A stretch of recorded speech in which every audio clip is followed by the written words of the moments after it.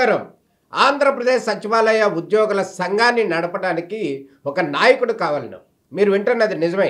ఆంధ్రప్రదేశ్ సచివాలయ సంఘాన్ని ముందుకు నడిపించడానికి సచివాలయ ఉద్యోగుల సంఘ నాయకుడు కావాలను. ఇది ప్రభుత్వ ప్రకటన కాదు, కానీ ఉద్యోగుల యొక్క రోదనగా భావించాల్సినటువంటి పరిస్థితి కనబడుతుంది. ఎంతో కాలంగా ఎన్నో సంవత్సరాలుగా ఉద్యోగ సమస్యలపైన ప్రభుత్వంతో పోరాడి అదేవిధంగా వారికి అనుకూలంగా అనేక సమస్యలను ప్రసన్నం చేసినటువంటి ఉద్యోగ సంఘాల నాయకులు, అదేవిధంగా గతంలో కొనసాగినటువంటి అప్సా నాయకులు ఎంతోమంది ఒక పక్కన ఉండగా, ప్రస్తుతం అప్సాకి అత్యంత కీలకమైనటువంటి పరిపాలనా వ్యవస్థ, ఆంధ్రప్రదేశ్ పరిపాలనకు గుండెకాయగా ఉన్నటువంటి సచివాలయాన్ని నడిపించేటటువంటి ఉద్యోగులు ఎంతో కీలకమైనటువంటి బాధ్యతలు నడిపిస్తారు. అదేవిధంగా ఆ ఉద్యోగులందరినీ ఒక్కతాటి పైన నడిపించడానికి కానీ, అదేవిధంగా వారి సమస్యలు ఏవైతున్నాయో ఆ సమస్యలు ప్రభుత్వం పైన దృష్టి పెట్టించి వారి సమస్యలు పరిష్కరించడానికి కానీ వారికి ఒక నాయకుడు కావాల్సినటువంటి పరిస్థితి కనబడుతుంది. ఎందుకంటే ఎంతో కాలంగా ఉన్నటువంటి అప్సాకి ప్రస్తుతం ఉన్న పరిస్థితుల్లో అక్కడ అప్సా అధ్యక్షుడు ఉన్నా కూడా లేనట్టే ఉన్న పరిస్థితి కనబడుతుంది. నేడు రాష్ట్రంలో కనుక గమనించినట్లయితే అనేక రకాలైనటువంటి సమస్యలతో ప్రజలు కానీ ఇతరులు కూడా ఇబ్బందులు పడుతున్నటువంటి పరిస్థితి ఒక వంతు అయితే, ప్రస్తుతం కనుక ఉద్యోగ సంఘాల నాయకులు ఎవరైతే ఉన్నారో ఆ ఉద్యోగులు కూడా అనేక రకాలైనటువంటి సమస్యలతో వారు కూడా పోరాడుతున్నారు అనేది అనటంలో ఎటువంటి సందేహం లేదు. ప్రస్తుతం తాజాగా వచ్చినటువంటి ప్రభుత్వం, చంద్రబాబు నాయుడు ముఖ్యమంత్రిగా కూటమి ప్రభుత్వం వచ్చిన తర్వాత ఉద్యోగులకు సంబంధించినటువంటి అనేక సమస్యలను పరిష్కరిస్తున్నటువంటి పరిస్థితి కనబడుతుంది. అయితే ఈ నేపథ్యంలో సచివాలయ ఉద్యోగులు ఎవరైతే ఉన్నారో ఆ ఉద్యోగులు వెళ్ళి ముఖ్యమంత్రిని కలిసి రిప్రజెంటేషన్ ఇచ్చేటటువంటి పరిస్థితి సచివాలయంలో లేదు. ఎందుకంటే ప్రస్తుతం కొనసాగుతున్నటువంటి వెంకట్రామరెడ్డి అప్సా అధ్యక్షుడిగాను, అదేవిధంగా రాష్ట్ర యూనియన్కి కూడా అధ్యక్షుడిగా బాధ్యత వహిస్తున్నటువంటి వెంకట్రామరెడ్డి గడిచిన ఎన్నికల సందర్భంలో ఆయన గత ప్రభుత్వం వైసీపీకి అనుకూలంగా ప్రచారం చేస్తున్నాడు, అనుకూలంగా పనిచేస్తున్నాడు, ఉద్యోగ నిబంధనలను పక్కన పెట్టి ఆయన వ్యవహరిస్తున్నాడు అంటూ కూడా ఆయన మీద ఎలక్షన్ సంఘానికి ఫిర్యాదులు వచ్చిన నేపథ్యంలో ఎన్నికల సంఘం ఆయన్ని సస్పెండ్ చేసినటువంటి పరిస్థితి కనబడుతుంది. ప్రస్తుతానికి అప్సాకి అధ్యక్షుడు లేడు. 6 నెలల కాలం జరుగుతున్నప్పటికి కూడా, అంటే ఈ ఎన్నికలు జరిగే ఈయన సస్పెండ్ అయినప్పుడు పరిస్థితి కనుక గమనించినట్టయితే 6 నెలలు గడిచిపోయింది. అంటే అప్సాకి అధ్యక్షుడు ఉన్నా కూడా లేనట్టే అనేటువంటి పరిస్థితి కనబడుతుంది. ఎందుకంటే ఈయన ఉద్యోగంలో ప్రస్తుతం ఆయన లేరు, కానీ అప్సా అధ్యక్షుడిగా కొనసాగుతున్నాడు అనేది మాత్రం మనకు వినపడుతున్నటువంటి పరిస్థితి. అయితే ఈ వ్యవహారంలో కూడా ఉద్యోగుల మధ్య భిన్నాభిప్రాయాలు ఉన్నటువంటి పరిస్థితి కనబడుతుంది. ఆయన ఇప్పుడు ఈ రాష్ట్రానికి ముఖ్యమంత్రిగా నారా చంద్రబాబు నాయుడు గారు వచ్చారు. ఆయన వచ్చిన సందర్భంలో ఆయన ఒక ఉద్యోగ సంఘ నాయకుడిగా ఉంటే కనుక ఆయన సచివాలయ ఉద్యోగ సంఘానికి అప్సాకి అదేవిధంగా నిజంగా ఆయన అధ్యక్షుడిగా ఉన్నట్టయితే, ఆయన కొనసాగుతున్నట్టుగా భావించినట్లయితే ఆయన రాష్ట్ర ముఖ్యమంత్రి కానీ అదేవిధంగా సిఎస్కి కానీ ఉద్యోగుల పక్షాన వెళ్ళి బొక్క ఇవ్వటం కానీ లేకపోతే ఒక వినతి పత్రం ఇవ్వటం కానీ చెయ్యాలి. ఈయన వన్ సైడ్గా పనిచేసినటువంటి పరిస్థితి కనబడుతుంది. ఈ నేపథ్యంలోనే నేడు ఉన్నటువంటి ముఖ్యమంత్రి చంద్రబాబు నాయుడుని వెళ్ళి కలిసే ప్రయత్నం కానీ ఆయనకి రిప్రజెంటేషన్ ఇచ్చేటటువంటి పరిస్థితి కానీ లేదు. అదేవిధంగా గతంలో కనుక మనం గమనించినట్లయితే సమైక్యాంధ్ర ఉద్యమ సందర్భంలో కావచ్చు, అటు ఉద్యోగ సంఘాలందరూ రాష్ట్ర వ్యాప్తంగా ఎన్నో ఉద్యమాలు చేసినప్పటికి కూడా అప్పుడు కంబైన్డ్ రాష్ట్రంలో సచివాలయానికి సంబంధించినటువంటి ఉద్యమాన్ని కీలకంగా నడిపించినటువంటి వ్యక్తి ఉప్పుటూరి మురళీకృష్ణ. ఈయన కూడా 2 పర్యాయాలు అప్సాకి అధ్యక్షుడిగా కొనసాగారు. అదేవిధంగా అనేక ఎంప్లాయీస్ని అటు హైదరాబాద్లో ఉన్నటువంటి ఎంప్లాయీస్ అప్పుడు రాష్ట్ర విభజన సందర్భంలో 2016లో ఇక్కడికి ఆంధ్రాకి తీసుకువచ్చే సందర్భంలో ఉప్పుటూరి మురళీకృష్ణ యొక్క పాత్ర చాలా కీలకమైందని చెప్పాలి. అప్పుడు ముఖ్యమంత్రిగా ఉన్నటువంటి చంద్రబాబు నాయుడు, మురళీకృష్ణ, అదేవిధంగా అప్పుడు ఎన్జిఓ అధ్యక్షుడిగా ఉన్నటువంటి అశోక్ బాబు, వీళ్ళందరూ కూడా సమన్వయంతో ఆ రోజు ఉద్యోగులని హైదరాబాద్ నుంచి వెలగపూడి సచివాలయానికి తీసుకొచ్చిన సందర్భంలోనే వారికి 5 రోజులు మాత్రమే ఉద్యోగ బాధ్యతలు ఇవ్వాలి. అదేవిధంగా వారు అక్కడి నుంచి ఇక్కడికి వస్తున్న సందర్భంలో ఇక్కడ ఫ్రీ అకామిడేషన్ ఇవ్వాలి అనేటటువంటి అనేక రకాలైనటువంటి వసతులు ఉద్యోగులకు కల్పిస్తూ అనేక రాయితీలు కూడా వాళ్ళకి ఇచ్చే ప్రక్రియలో అప్పుడు ఉన్నటువంటి అప్సా అధ్యక్షుడు చేసినటువంటి ప్రభుత్వంతో జరిగినటువంటి సంప్రదింపుల నేపథ్యంలో అప్పుడు ముఖ్యమంత్రిగా ఉన్నటువంటి చంద్రబాబు నాయుడు సానుకూలంగా స్పందించారు. ఆ విధంగా అప్పటి నుంచి ఇప్పటి వరకు కూడా కొనసాగుతున్నటువంటి పరిస్థితి ఆ 5 రోజుల ఉద్యోగ బాధ్యతలు. అదేవిధంగా కనుక గమనించినట్లయితే మరోసారి మళ్ళీ చంద్రబాబు నాయుడు రాష్ట్ర ముఖ్యమంత్రిగా అయ్యారు. కానీ ఈ సందర్భంలో ఇక్కడ ఉద్యోగులకు సంబంధించినటువంటి అనేక విషయాలు, అనేక సమస్యలు ఉన్నాయని చెప్పి ఉద్యోగులు వాపోతున్నటువంటి పరిస్థితి కనబడుతుంది. ప్రధానంగా కనుక గమనించినట్టయితే ఉద్యోగులు ఎవరైతే ఉన్నారో వాళ్ళకి సంబంధించి కొన్ని ఇష్యూస్ ఉన్నాయి.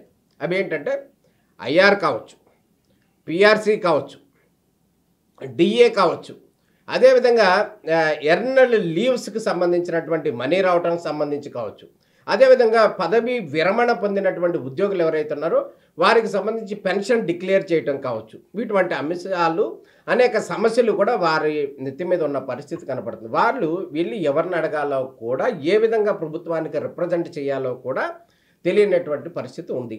అదేవిధంగా అన్నిటికీ కంటే ఇక్కడ ముఖ్యమైనటువంటి విషయం ఏదైతే ఉందో, ఒక ఉద్యోగి ఎవరైతే ఉన్నారో ఆ ఉద్యోగి రిటైర్మెంట్ అయిన తర్వాత ఏదో ఒక సొంత ఇంట్లో ఉండాలి అనేటటువంటి ఒక కళ ఉంటుంది. ఆ సందర్భంలోనే హైదరాబాద్లో ఉన్నటువంటి ఉద్యోగులందరినీ కూడా అమరావతికి తీసుకొచ్చిన సందర్భంలోనే అప్పుడు నారా చంద్రబాబు నాయుడు ఒక ప్రకటన చేశారు. అప్పుడు ఏంటంటే ఈ రాష్ట్రానికి వచ్చినటువంటి సచివాలయ ఉద్యోగులు కావచ్చు, అదేవిధంగా ఐఏఎస్ అధికారులు కావచ్చు, ఐపీఎస్ అధికారులు కావచ్చు, జడ్జిలు కావచ్చు, అదేవిధంగా పత్రికా విలేకరులు కావచ్చు, వీరందరికీ కూడా ఆంధ్రప్రదేశ్లో ఉండటానికి సంబంధించి నివాస స్థలం ఇవ్వాలి అనేది ప్రధానమైనటువంటి అప్పుడు ఉద్యోగులు వీరందరూ కూడా ముఖ్యమంత్రిని కోరటం జరిగింది. అదేవిధంగా అప్పటి ముఖ్యమంత్రి, ఇప్పటి ముఖ్యమంత్రి చంద్రబాబు నాయుడు క్లియర్గా వారికి హామీ ఇచ్చారు.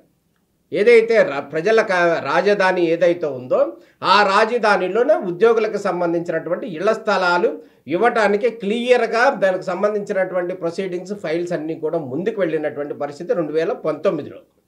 అయితే ఆ తర్వాత మారినటువంటి ప్రభుత్వము, తర్వాత వచ్చినటువంటి వైఎస్ఆర్సీపీ ప్రభుత్వము ఆ నేపథ్యంలోనే ఉద్యోగుల విషయానికి సంబంధించి కానీ, ఐఏఎస్ అధికారుల విషయానికి సంబంధించి అన్నీ కూడా పక్కన పడేసినటువంటి పరిస్థితి. మళ్ళీ తాజాగా కనుక గమనించినట్టయితే ముఖ్యమంత్రిగా చంద్రబాబు నాయుడు వచ్చారు. అదేవిధంగా మున్సిపల్ శాఖ మంత్రిగా నారాయణ వచ్చారు. ఈ నేపథ్యంలో ఉద్యోగులందరూ కూడా మళ్ళీ చంద్రబాబు నాయుడు వచ్చారు కాబట్టి గతంలో ఇళ్ల స్థలాలు ఇస్తానని చెప్పి హామీ ఇచ్చారు చంద్రబాబు నాయుడు. దానికి సంబంధించి ఒక రిప్రజెంటేషన్ ఇవ్వటానికి కూడా వీళ్ళకి సరైనటువంటి వే లేదు. ఎందుకంటే ప్రస్తుతం ఉన్నటువంటి అప్సా అధ్యక్షుడు వైఎస్ఆర్సీపీకి వన్ సైడ్గా పనిచేశాడంటూ కూడా ఆయన సస్పెండ్ అయినటువంటి పరిస్థితి. గతంలో పనిచేసినటువంటి మురళీకృష్ణ ఎవరైతే ఉన్నారో ఆయన గడిచిన 5 సంవత్సరాల్లో కూడా అనేక రకాలైనటువంటి వైసీపీ ప్రభుత్వం వచ్చిన సందర్భంలో అనేక ఇబ్బందులు పడ్డాడని చెప్పి ఆయన తాత్కాలికంగా పక్కకు తప్పుకున్నటువంటి పరిస్థితి. మళ్ళీ ప్రస్తుతము యాక్టివ్గా ఉన్నటువంటి పరిస్థితి. అంటే కనుక గమనించినట్టయితే ప్రస్తుతం అప్సా ఉందో లేదో కూడా తెలియనటువంటి పరిస్థితి. ఉద్యోగుల సమస్యలు ఎవరైతే ఉన్నాయో ఆ సమస్యలు ఎవరికి చెప్పుకోవాలో తెలియనటువంటి పరిస్థితి. అసలు అంతేందుకు, ఒక విచిత్రమైనటువంటి సంఘటన ఏదైతే ఉందో, మొన్న బుడమేరు వరదలు వచ్చిన సందర్భంలో ఉద్యోగుల తరపున, సచివాలయ ఉద్యోగుల తరపున కొంత మొత్తం రాష్ట్ర ముఖ్యమంత్రికి కొంత సహాయం చేశారు. ఈ సహాయం చేసిన సందర్భంలో అప్సా అధ్యక్షుడు లేడు. అంటే ముఖ్యమంత్రికి ఒక రిప్రజెంటేషన్ ఇవ్వటానికి కానీ, ఎటువంటి కమ్యూనికేషన్ చేయడానికి సంబంధించి కానీ ఇక్కడ ఒక అప్సా అనేది ఉండేది. ఆ అప్సా అధ్యక్షుడు అనేది లేడు. ఉద్యోగులకు సంబంధించినటువంటి అంశాలు ఏవి చర్చించడానికి సంబంధించి అక్కడ మూవ్ అవ్వట్లేదు. అదేవిధంగా వన్ బ్లాక్స్ ఏదైతే ఉందో, ముఖ్యమంత్రి ఉండేటటువంటి కార్యాలయం ఏదైతే ఉందో సచివాలయం, ఆ సచివాలయానికి అసలు అప్సా ఉద్యోగులకు ఎవరికి ఎంట్రీ లేదు. అప్సా ఎవరైతే ఉన్నారో బాధ్యత వహించేటటువంటి అధ్యక్షులు కానీ లేకపోతే ఇతరులు ఎవరైతే ఉన్నారో వారికి వన్ బ్లాక్కి ఎంట్రీనే లేదు. అంటే అక్కడ సీఎంఓ అధికారులు ఎవరు కూడా వాళ్ళని బిల్లింగ్ చేయట్లేదు. అదేవిధంగా గతంలో పనిచేసినటువంటి ఉద్యోగి ఈ వ్యవహారాలకు దూరంగా ఉంటున్నటువంటి పరిస్థితి. ఈ నేపథ్యంలో ఆంధ్రప్రదేశ్ సచివాలయానికి సంబంధించి వారికి వ్యవహారాలకు సంబంధించి, వారి సమస్యలకు సంబంధించి ప్రభుత్వంతో చర్చించేందుకు కానీ, అదేవిధంగా వారి సమస్యలు పరిష్కరించేందుకు కానీ, ప్రభుత్వ పరంగా పాలన ముందుకు తీసుకువెళ్ళేటటువంటి అంశాలు ఏవైతే ఉన్నాయో వాటికి సంబంధించి కానీ, ప్రభుత్వంతో చర్చించడానికి సంబంధించి కానీ ఒక నాయకుడు కావాలి. అని వారి మనోగతంగా ఉద్యోగులందరూ కూడా ముక్త కంఠంతో కోరుతున్నటువంటి పరిస్థితి కనపడుతుంది. ఎందుకంటే ఒక్క సమస్యను కూడా, ఒక్క చిన్న విషయాన్ని కూడా ప్రభుత్వం దృష్టికి తీసుకెళ్ళలేకపోతున్నారు. అదేవిధంగా గతంలో గనక గమనించినట్టయితే అప్పుడు ముఖ్యమంత్రి, అప్పుడు అప్సా అధ్యక్షుడు ఎవరైతే ఉన్నారో ఆయనతో కొన్ని సంప్రదించి కొన్ని ఇష్యూలకు సంబంధించి చాలా సామరస్యంగా చర్చించేటటువంటి పరిస్థితి ఉండేది. కానీ ప్రస్తుతం అటువంటి పరిస్థితి లేదు. గతంలో వైసీపీలో ప్రభుత్వంలో కొనసాగినటువంటి అధ్యక్షుడే ప్రస్తుతం ఉండటం, ఇంకా దానికి సంబంధించినటువంటి ఆయన ఆల్రెడీ సస్పెండ్ అయిపోయి ఉండటం, కానీ అప్సా మాత్రం ఇది సపరేట్ అంటూ ఇది సపరేట్గా ఉండటం అనేది ఏదైతే ఉన్నాయో భిన్న కోణాలు ఏవైతే ఉన్నాయో ఇవన్నీ కూడా వృధా ప్రయాసగా వాళ్ళందరూ చెప్తున్నారు. అదేవిధంగా వాళ్ళు ప్రధానంగా డిమాండ్ చేసేది ఏదంటే ఈ అప్సా ఏదైతే ఉందో గత ప్రభుత్వంలో ఉన్నటువంటి గత ప్రభుత్వంలో వచ్చినటువంటి ఎవరైతే ఉన్నారో ఆ బాడీ ఏదైతే ఉందో ఆ బాడీని మొత్తాన్ని డిజాల్వ్ చేయాలి అని చెప్పి వాళ్ళు కోరుతున్నటువంటి పరిస్థితి కనపడుతుంది. దాంట్లో భాగంగానే దీనికి సంబంధించినటువంటి ఫిర్యాదులు కూడా రాష్ట్ర ముఖ్యమంత్రి కార్యాలయానికి అదేవిధంగా సిఎస్ కార్యాలయానికి వెళ్ళాయి అనేది మనకి అందుతున్నటువంటి సమాచారం. దాంట్లో భాగంగానే మనం గమనించాల్సినటువంటి విషయం ఏమైతే ఉందో ఉద్యోగుల సమస్యలు ప్రధానంగా ప్రభుత్వంతో చర్చించేందుకు కానీ, ఉద్యోగుల సమస్యలు ఏవైతే ఉన్నాయో ఉద్యోగ సమస్యలు చర్చించడానికి కానీ గతంలో కనుక గమనించినట్టయితే రాష్ట్రంలో ఇప్పుడు సచివాలయంలో గమనించినట్లయితే మిడ్ లెవెల్ ఆఫీసర్స్ ఎవరైతే ఉన్నారో 28 మంది అధికారులని ఎట్లయింటే అట్లా బదిలీ చేసేశారు. అదేవిధంగా ఏఎస్లను కూడా బదిలీ చేసేశారు. రేపు మాపో సెక్షన్ ఆఫీసర్స్ 250 మంది ఉన్నారు, వాళ్ళందరినీ కూడా అటు ఇటు బదిలీ చేసే అవకాశం కనపడుతుంది. అంటే ఈ ట్రాన్స్ఫర్స్ అనేటటువంటి అంశం ఏదైతే ఉందో ఇది ఏ విధంగా గందరగోళంగా జరిగిందనేది మనం ఒక ఉదాహరణ చెప్పుకుంటే, గడిచిన 2.5 నెలల క్రితం సచివాలయంలో ఉండేటటువంటి మిడ్ లెవెల్ ఆఫీసర్స్ని 28 మందిని ట్రాన్స్ఫర్ చేశారు. అయితే ఇప్పటి వరకు కూడా దాదాపు 5గురు కూడా ఉద్యోగులు ఎవరో కూడా అందులో చేరలేదు.